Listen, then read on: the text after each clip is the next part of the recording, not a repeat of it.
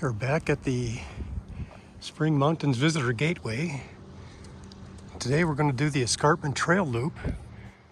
Another thing of interest to me is this face here is a face of Harris Mountain. And so you can start from this parking lot here and take a trail up there and make your way up to the top of Harris Mountain.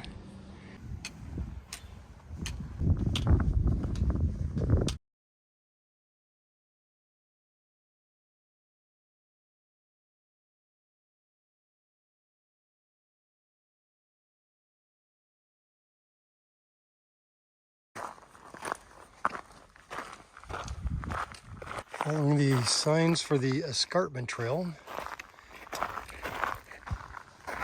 Continuing to follow the sign.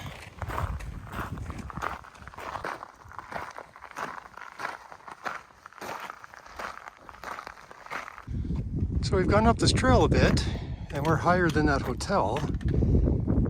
At this point I see a split. The Escarpment Trail continues off to the right. Here's manzanita. This is very common in Southern California. This little patch of prickly pear cactus.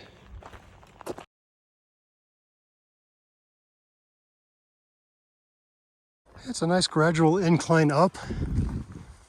We're at the point here where it loops around.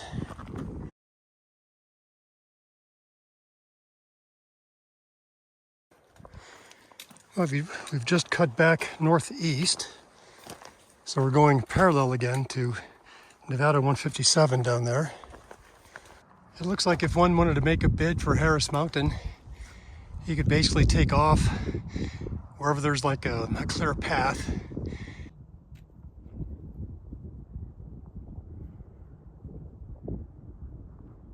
I downloaded a GPS track from peakbagger.com. And this peakbagger started from the Spring Mountains Visitor Gateway, and he went up Harris Mountain somewhere around here,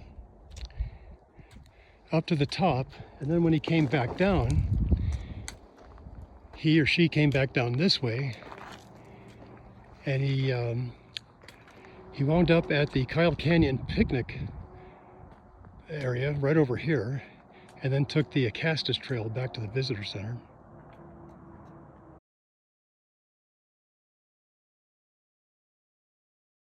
We are at the top of the escarpment here on this Escarpment Trail. A better view of the escarpment is like right here.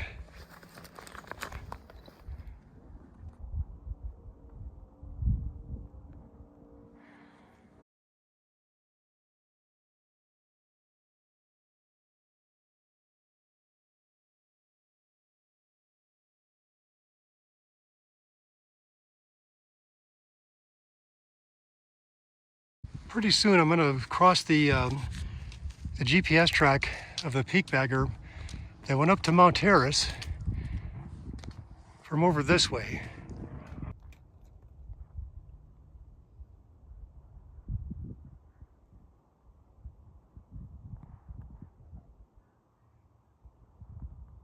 Peakbagger, whose track I downloaded, he came up from this way.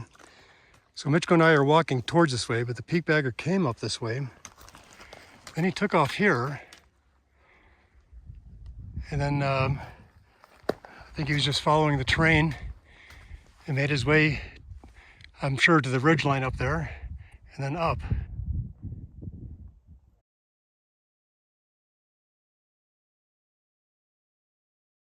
We started our descent.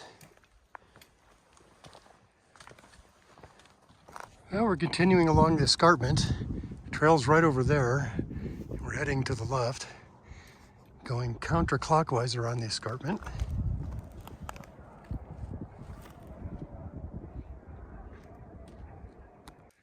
Yeah, continuing the exploration for Harris Mountain, going clockwise around the Escarpment Trail should pretty quickly bring you up to this point. And this is where you could go off trail.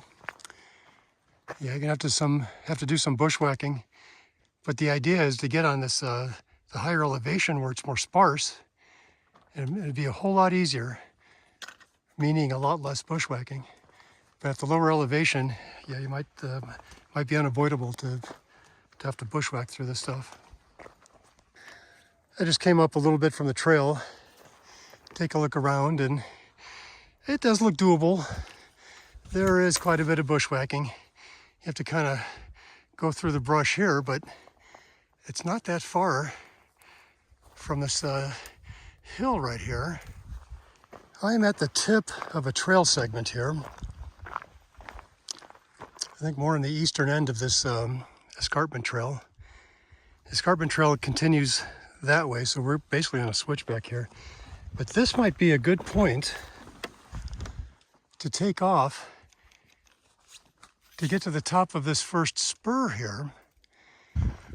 Just looking at the terrain here, perhaps a optimal way is to get up on this little hump here, because that looks like it'd be easier to get up, and then just follow the ridge to the next hump, into the next one, and so on to the top.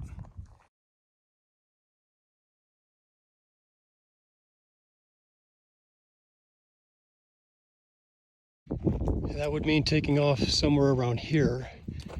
That bench is just right up there a little bit, so you could take off here and then just kind of bushwhack to that little bump. Well, we're getting below the escarpment now. I see some ropes on the side of the cliffs there. I assume that's for rock climbing.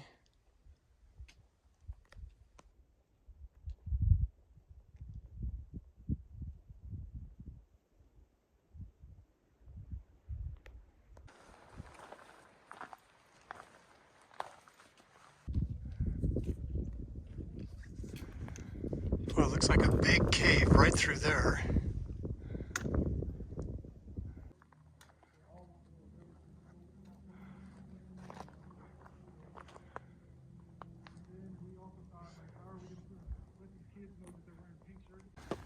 Okay, the trail ended in this paved road.